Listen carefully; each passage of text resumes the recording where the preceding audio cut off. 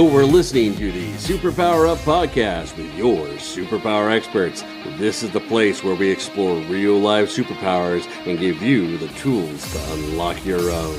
Hello, everyone. This is Tonya Dawn Recla, your superpower expert, and I have with me today just an amazing, amazing man, and I'm really excited to share him with you all because, well, actually for a number of reasons, but the primary one is immediately upon sitting down and talking with this gentleman months ago, I felt the power that he wields as a visionary, as an implementer. I know that sometimes we overlook that in the visionary space because we think that, the vision is enough, but the implementation piece is so severely lacking in a lot of ventures that are coming forward right now that when I meet someone who's got that really great mix of both, it's obvious, and he obviously carries that energy.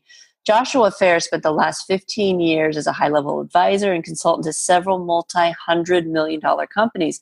Let that sit in for a second, folks, because I know that we talk a lot about cellular confidence and kind of each step of the way and what that looks like. And for people to handle and move and shape companies and solutions around multiple hundreds of millions of dollars, that is a level of cellular confidence that isn't natural to a lot of folks. And so recognize that comes with its own shared view of the world and a solutions platform that most entrepreneurs, when they're starting off, don't have an opportunity to see. So that's really crucial. But the even bigger piece with him is not the circumstances and his experience. It's the way that he looks at the world and the visions that he's provided and what he's able to steward into existence because of how his mind works. And of course, you all know me well enough at this point to know that as I tap into individuals and where they see the world, I'm super fascinated with the unique gifts and abilities and challenges that we all bring in. And Josh carries a lot of very high level calculating, if you will, is a great word for him, ability. And so we're going to dive into what it looks like when you can see the world as a numbers game, really. And he carries some cool superpowers with regard to that. And we're going to be talking with Josh about his latest venture, the Lucis project, Lucis family, LucisDollar. It's wrapped up in the cryptocurrency space as well as in some very high level evolutionary plans for the future of our country and the world. So without further ado, please join me in welcoming to the show Joshua Phair. Welcome, Josh. I'm so excited to talk with you. Hey, thanks, Tonya. I am so happy and very, very pleased to be with you and all of the people that are listening. Oh, beautiful. Absolutely. It's our pleasure. So we're going to be talking today about entrepreneurial leadership, the Lucis way. And I think that it may be a movement, that the perspective and some of the stuff that we've tackled with that project, maybe I'm just going to toot my own horn for a second, but I do think that the Lucis project is uniquely positioned to bring about some cool kind of change and constructs that we haven't seen implemented before. But before we dive too deeply into that, I like to stay true to protocol and ask, what are your superpowers? My superpowers tend to be, number one, I'm a mathematical savant. And then number two, I think the biggest is both as a visionary and then as a vision translator. Visionary being the fact that I have this innate ability that I've never developed, I never went to school for, but when somebody starts telling me about a business idea or a project they're working on, my mind immediately expands out to the 50,000-foot view and often shows me cogs and interworking pieces of what they're working on that they might not even be aware of as they're looking at certain aspects of their project. Then the translation piece comes into me being allowed or able to take what they desire to get done and then be able to translate it into the speak of, for example, a web developer or a high-level programmer, and being able to use my math level as well in high-level calculations. It's enabled me to really produce massive results for my clients. But those are a few of my most powerful superpowers. Well, both of those are very impressive. What I particularly appreciate is the combination. And I alluded to that in the introduction, is that it's, we do attract a lot of people who can kind of see things in really unique ways. And yours is specifically unique in how you see the computations and can run those numbers like you do. And to add in that really practical ability, the translation piece, if you will, because that informs and impacts the implementation. And so often we see these amazing people sitting on these amazing visions, but to what end? And they start to stagnate and can't produce. And so what was your journey like to kind of get to the place where you could say, okay, I have this ability and I have this ability, and then to kind of start tying it together? What was that like for you? Well, it was kind of surreal, because I'll have to be honest. The first superpower that I discovered was that of vision, and I discovered it quite on accident. I was invited to come into a company and take a look at their company. They were trying to recruit me as a sales distributor, and I really wasn't interested in doing that anymore at that point in my life. And they left me in the room with their business model, and they left, and I said, we'll be back in 10 minutes. And when they got back, their whiteboard looked like Egyptian hieroglyphics. It was covered from left to right, top to bottom.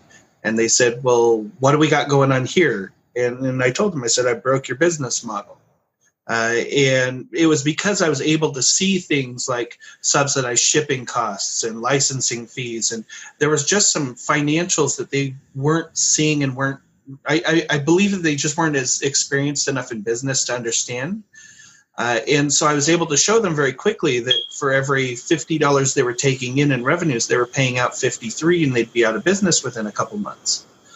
And so that's how I discovered this ability for me to see things in business. I didn't understand everything about their business. I didn't understand everything about their model. I just knew that there were pieces financially that were missing from what they were showing me. And so then came the second power, which they hired me on immediately as a consultant. And I found that the back office software that they had that was being used for all their computations had gone through 83 revisions. Now, 83 revisions, meaning they fully program it once, and then from there's 83 different iterations of the software. And I looked at it. I looked at how it was being communicated. Oftentimes, the owners of the company, the idea men, would give a single sheet of paper and say, this is what we want done to the programmers. Well, for most people that know programmers, they need if-then logic statements, not a picture. They need, well, what happens if this, then what do I do? And then whether this happens, what do I do?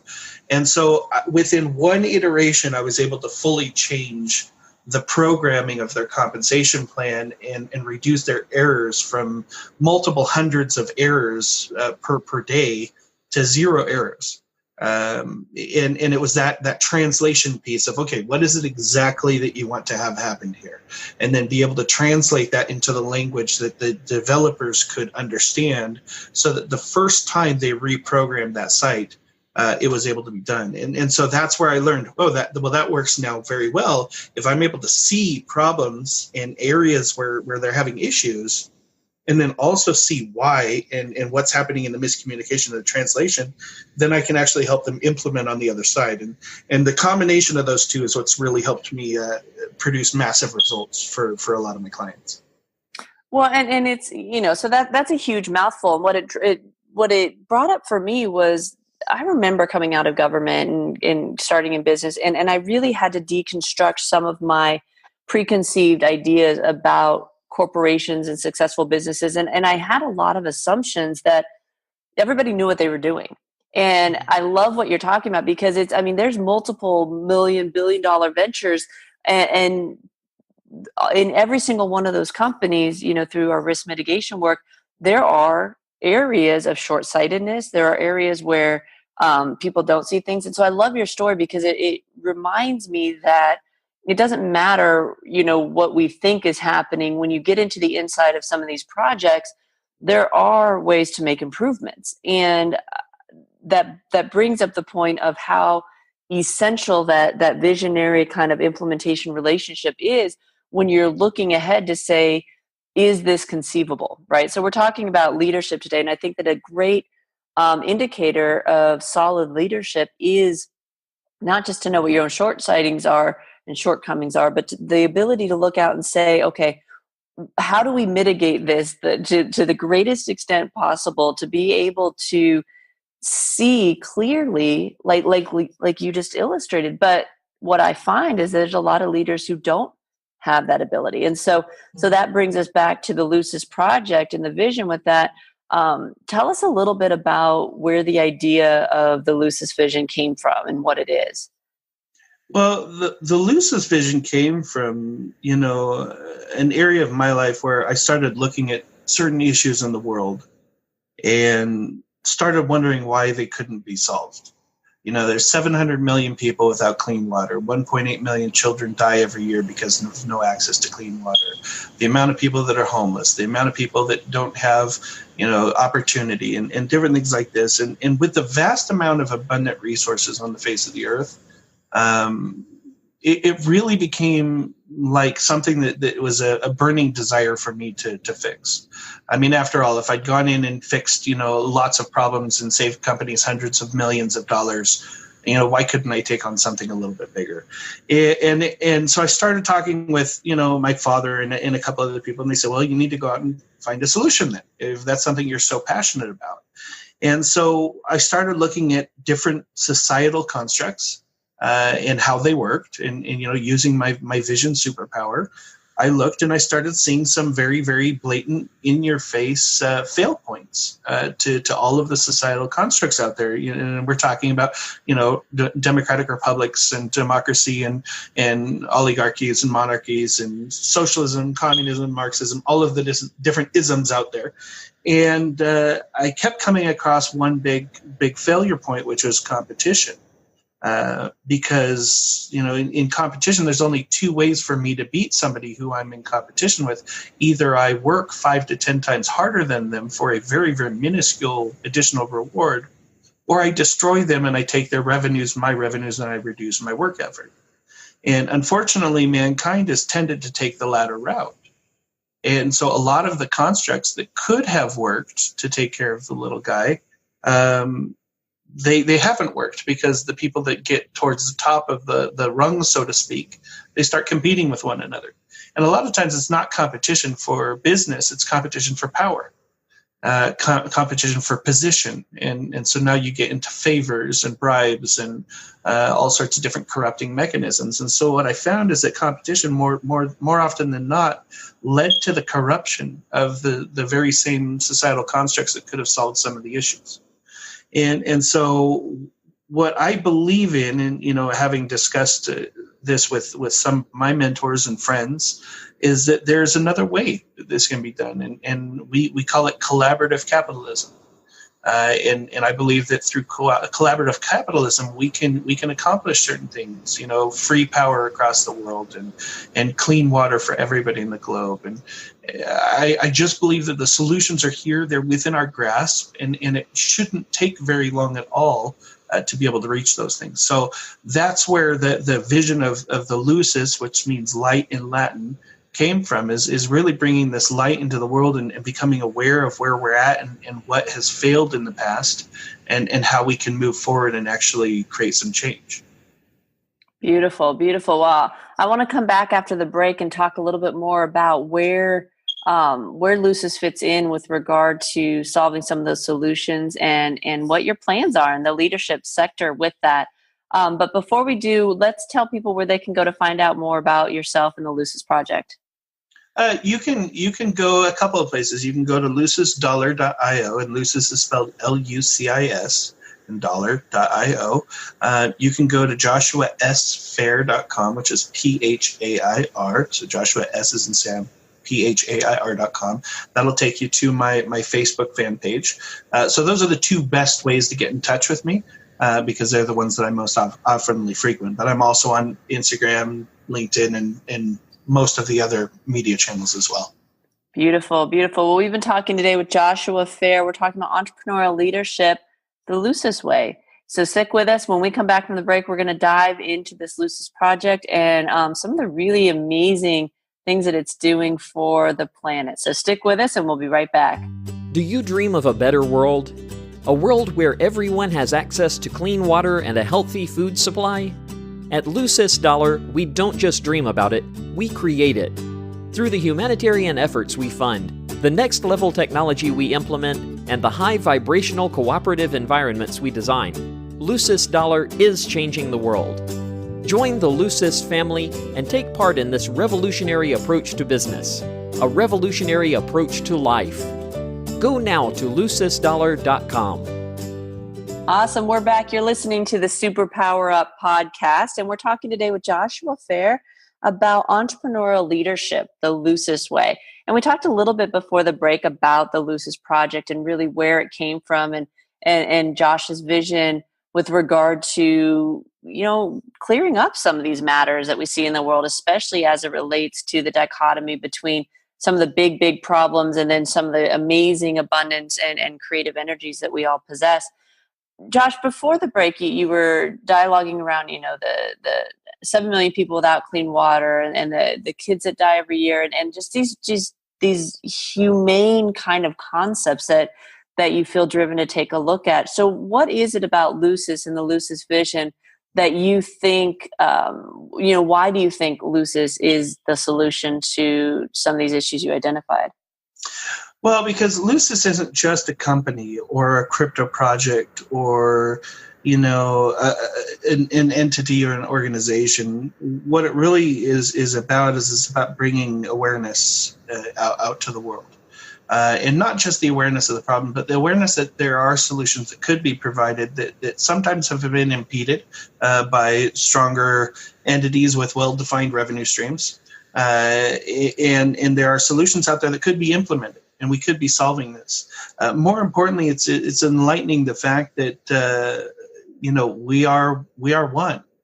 And if we're looking at an age of enlightenment, which many people think that we're coming into a new age of new energy, new knowledge, new consciousness, I truly believe that for us to fully be able to take advantage of that or receive what's coming, we have to prove that we're better stewards of that which we already have.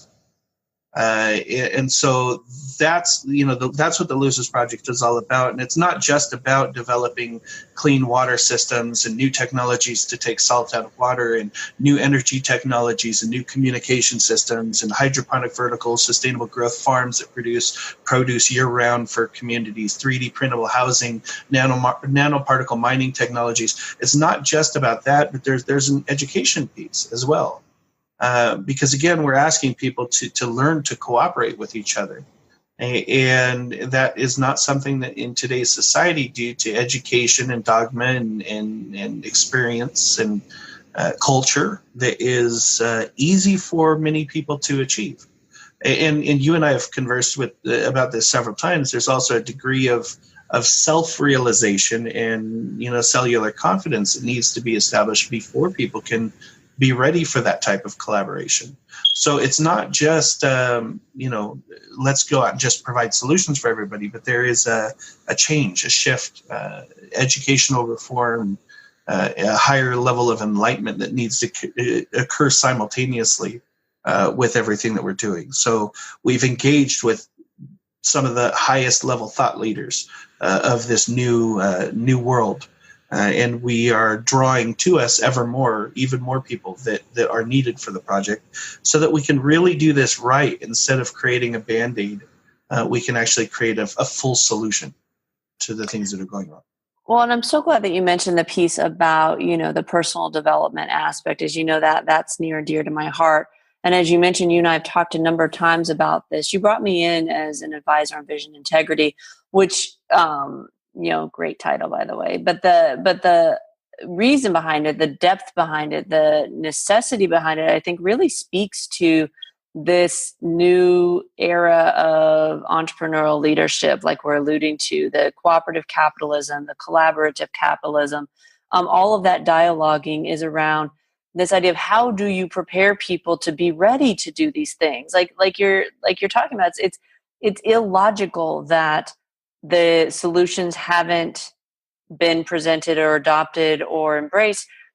But I think that you just keyed in on perhaps why that is, between the technology that we have available to us and the abundant resources that we have available to us, And now we've got this like dichotomous picture of yes and why aren't they being used in this capacity? And the one thing that we've always found is that it's the people involved that really dictate what happens next. And when you are building something like a collaborative space, you really have to take a hard look at it. So let's talk for a minute about what what prompted you to bring anyone into a role like vision integrity. Like what was it about that? Because I do think that was a key component that really speaks to your overall philosophy. Well, absolutely, right. And it's the same reason why we have different organizational structure than common organizations and businesses. I think that the integrity is something that is viewed as in different ways by different people, but it's something that to me means wholeness, oneness, in alignment with at all times. And when you're trying to undertake something that is radically changing the way that people behave and communicate and interact with each other, it's very important that you're able to adapt very quickly without changing your alignment to the overall principle of what you're trying to achieve. If we're really going out there and being about cooperation, for example, let's just do an example. If I'm going out there, and one of the projects that we're eventually going to do is we're going to have a bank. And that bank will obviously need a point of sale purchase system because it's going to be related to crypto and possibly some precious metals and different things like that. Well, if I find somebody who has developed the best point of sale machine for what we're doing, it makes no sense for me from an integrity standpoint to go to try to recreate that. If we're truly, practicing what we preach and we're saying we like collaborative capitalism, well, then it's in my best interest to go out and reach out to that person and say, hey, we've got a bank and we need a point of sale system. You seem to have created the best point of sale system out there. How can we work together to make this work? Right? I think that a lot of time we waste a lot of energy trying to recreate something that somebody else has already created when we can just shake hands with them and move forward. Now, again, that requires a degree of maneuverability and adaptation, all the while without losing the integrity of the piece, which is why I thought that was important. And we have different positions. We've got an advisor on global culture and brand domination and different things like that. They're all things that for me are very important within our organization, and we'll have more positions. I've already got a slew of 15 to 20 positions that we're not quite ready for yet. But I've already got them in my mind because I feel that they're needed facets if we're going to maintain the collaborativeness of what we're doing. It's just simply not enough to put in a structure where it's president, CEO, a couple VPs, and then you've got the managers and the sub-managers and the workers. It can't work that way if you're really going to be able to be true to where you're going. Well, and that's really what we're talking about, right? It's a total upheaval. It's not overlaying, and I think this is why some of these projects have failed in the past. Is that you can't take a vision like this and then overlay it with systems and processes and constructs from in the superpower speak from a different frequency. One of the things that we work with visionaries and light workers and change agents on is if you've been gifted a vision to steward, part of your responsibility is to stay true to the frequency at which that vision exists.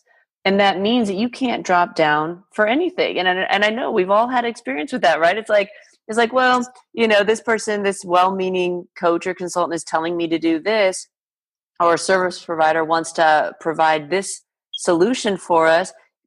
You have to be able to sense and really feel into the resonance with the overall vision. And that is part of that vision integrity piece. But it's like that's the integration that you've done with that into this project and into your very existence far exceeds a single position, right? That we're talking about holistic wholeness within the organization. And so it requires that all of those elements be woven throughout. And it is, in my opinion, like the very essence of what we call synergistic collaboration, where we're tending to the energy that exists between all of those elements. And I've been incredibly impressed with your ability to stay ahead of that and to stay on top of it. And when it comes up, to be willing, to take a look at situations from an unorthodox perspective. And to me, that's what's required if we're going to solve problems in a way that's different than how solutions have been attempted in the past. We have to be willing to change everything. Well, absolutely, and I like the way that you mentioned the reason why other entities or organizations or methods that have tried to take care of some of these problems have failed, and I want to touch on that because I think there's two parts to that is really, I mentioned briefly before, it has to do a lot with education and with conditioning, the culture that we're brought up in and the dogmas that we're taught. And I think that currently today, the way that we're taught in classrooms, number one, for example, the history books are written by the victors. We all know that. Or they're written by people who are mad at the victors. So the only thing that we really learn in history outside of dates of wars and dates of contracts and treaties and different things like that is we very, very quickly learn to take a position, either for or against somebody or something. And when we learn to take a position and we learn to make it a personal position, it impedes our ability to collaborate to a certain degree. One of the things, and you and I've talked about this, what I'd like to see is have a teacher bring up a topic, whether it's the Civil War or, the War of 1812, Vietnam, whatever conflict, or even maybe it's a monopoly merger or breakup by the government. And you take people and you say, look, these are the facts as this side believed it, and these are the facts as this side believed it. And you put them really in that scenario, and they say, no, you're both you're polar opposites. Your goal for the next 30 minutes is to fix this solution without going to war. Right? Because the real tragedy, yes, there were some good things that came of the Civil War, but you can't tell me that 600,000 people had to die so that those things could come about.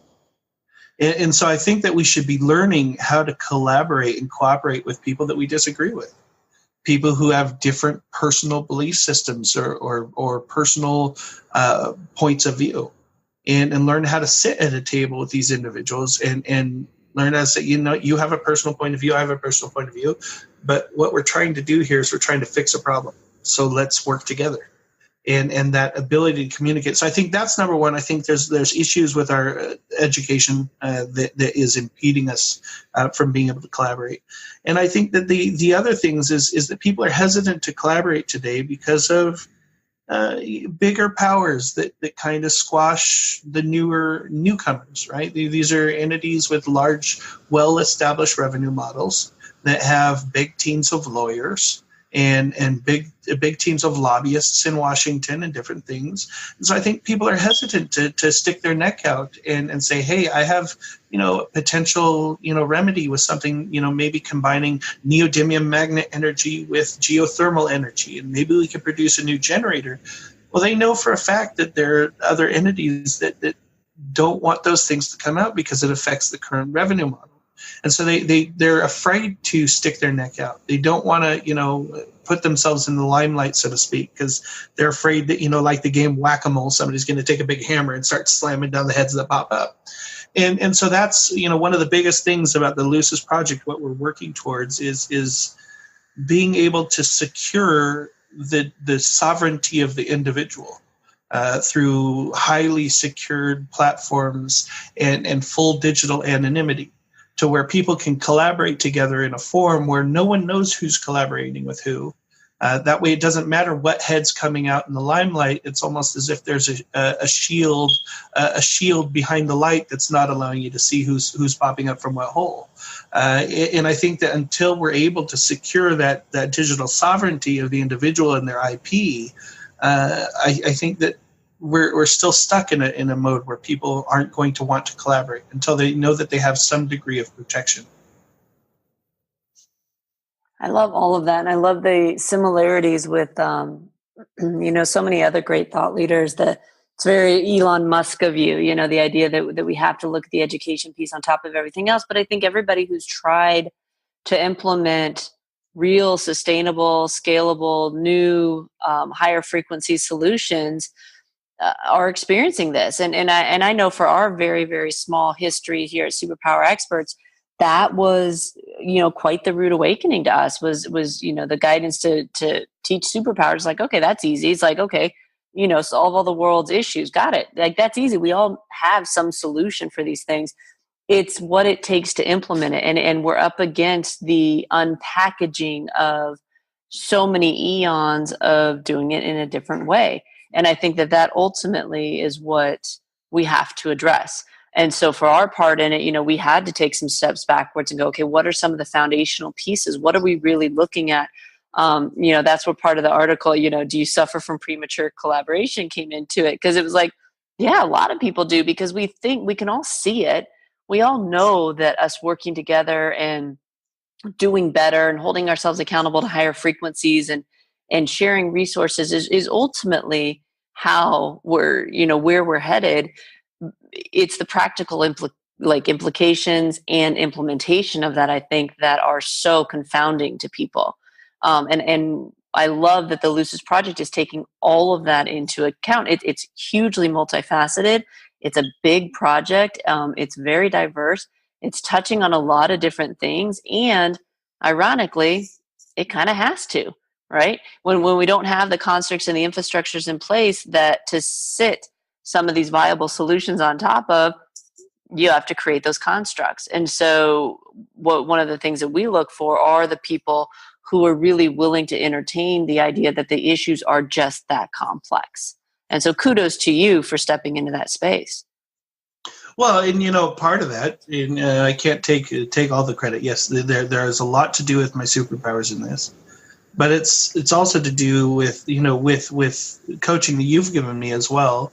I'm gathering people around me with superpowers, and I think that from now on, I know that there are certain superpowers that are needed within our organization, and so we're actively making sure that anybody who we touch, anybody who we bring aboard, they have superpowers, and maybe they're not aware of them yet. And if they're not aware of them yet, it's my goal to get them in front of you and your organization to get them aware of it.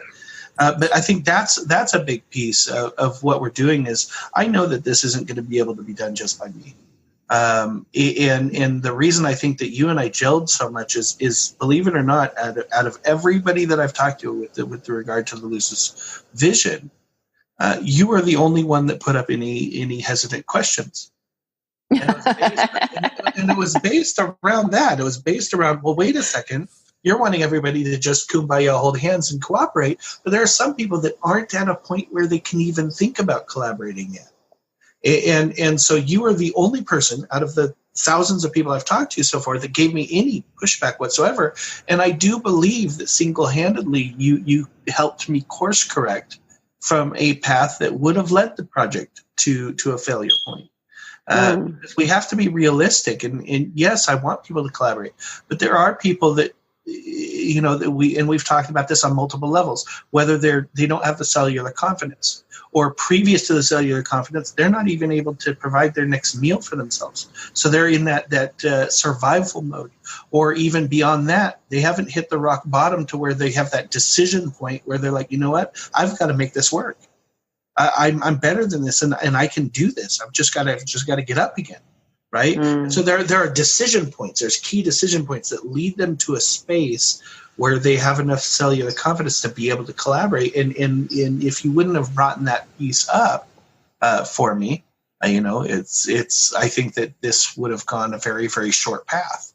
So I love the fact that we're collaborating with like-minded people who have superpowers, and whose superpowers in a lot of ways are similar, but complement each other and find, where maybe I see things from a horizontal upwards view, maybe somebody else sees something from a vertical sideways view that I wouldn't be able to see. And so all of that, and it's the ability to even within your organization to be able to say, you know what, I didn't see that.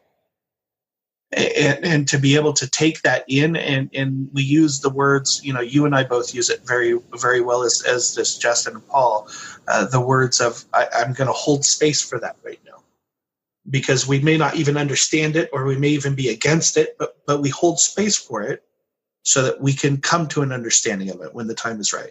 And so I think that's very important in the collaboration, is to understand and to gather people around you that have complementary or even supplementary superpowers. And that helps the cooperation of the collaboration. And I think that's one of the key reasons of why we're going to succeed, where many, many entities who have tried to better the world have not succeeded. Well, and it takes a special kind of leadership style and awareness of self to step into guiding a vision that complex. I mean, you're basically saying we don't have a rule book. Like, we don't have any map to follow. We're having to create it as we step forward in it. And that ultimately does require everybody signing on for this really bizarre ride. It's like I'm reminded of Tony Hsieh with Zappos and his experiences when he implemented holacracy. And the beautiful thing that Lucis has in its favor is that it's starting from the inception point, recognizing that it's going to do things differently. Not that there won't be pivots along the way, but we have the luxury of looking at and studying all of the ventures prior to this that have failed, and why they might have failed, or what they would have done differently, or what their lessons learned were.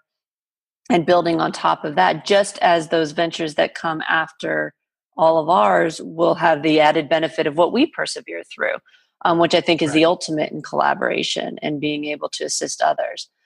Beautiful stuff. So what does it look like? So as people are listening to this and they're diving with what you're saying, they're really resonating with it, what can people do to get involved with Lucis? Like, it's obviously a huge project, and as you've said, the project will need a lot of people working on it. But what can folks do now to contribute or to participate?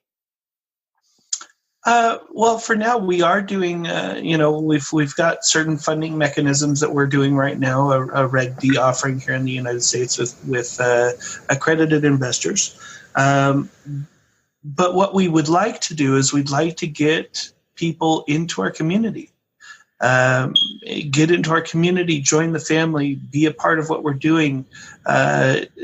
Show us how you would like your digital sovereignty secured, so that we can make sure that we're not leaving out any issues that we haven't thought of. I have a big mastermind think tank team that is absolutely world class and phenomenal. But part of collaboration, cooperation is making sure that we're taking input from the collective whole to make sure that we're on point and guided. So be participant. Be a participant with us. Don't be a standby viewer. As the parade's marching by, don't just sit in the grandstands and watch it. Step down and join us. Be with us, learn with us, grow with us. And as we start launching our collaborative platforms, as we're able to give people the cellular confidence of knowing that they're protected and secure, come play with us. Start innovating with us. Let's start creating solutions that the world needs to have right now. We're already in the process of getting manufacturing partners and funding partners and different things like that, so that we can readily start taking projects out to the world, and we can better this place that we call Earth, that we live on, and we can become better stewards of what we have, so that when we get more, we will be able to appreciate it because Beautiful. we have. Beautiful. And so, folks, this is a project that you're going to want to stay close to. There's a lot of evolution and shifting and changing within it. Josh, where can people go just to kind of keep up to date, find out what's as things roll out, make sure that they're getting information? Where's the best place to send them for that? You know what? They can go to LucisDollar.io, or they can look for LucisDollar on Facebook. We have a Facebook page. We also are on Twitter, and we're on Telegram. And it's just LucisDollar, all one word, LucisDollar. And you can join our Facebook group. You can follow us on Twitter. And we have a full social media team that is constantly giving out new posts and announcements. And so that would probably be best for you, is just connect with us on social media.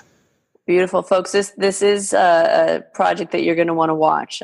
It's destined for some pretty amazing stuff. I know, I have the extreme luxury of getting an inside glimpse. But I know you can feel from Josh just how passionate he is about these projects, and the fact that he has the architecture, if you will, the countenance to pull this together and to bring in the people who are going to help it succeed. It's a very, very exciting project to watch, to witness, to be a part of, to walk along beside. And we would be remiss if we didn't mention that you and I met at CEO Space, which is also another amazing organization doing its part to bring people together in cooperation and give people the tools they need to make that happen. So big shout out to the CEO Space community and the work that those folks are doing over there. It takes a village, or all the villages, I guess. Yep, absolutely. Josh, I just adore you, and I'm so excited about what's the leader that you represent in the world, and how you're modeling that for others, and the really, really solid work that you've agreed to steward into the world. It's really, I'm honored to be able to witness it. Well, thank you, and I'm honored to have beautiful partners and people who can support me and help me grow into that leader. And thanks for having me on today. I enjoyed it. Oh, absolutely. It's definitely been our pleasure. Folks, we've been talking with Joshua Phair today from the Lucis project, LucisDollar.io, and we've been talking about leadership, or entrepreneurial leadership, the Lucis way. Thank you so much for joining us. We appreciate your loyalty. And so thank you for listening. It really does mean a lot. Until next time, go out, uncover your superpowers, and change the world. Take care, everyone. Are you ready to discover your superpowers? Go now to superpowerexperts.com and discover your superpowers today.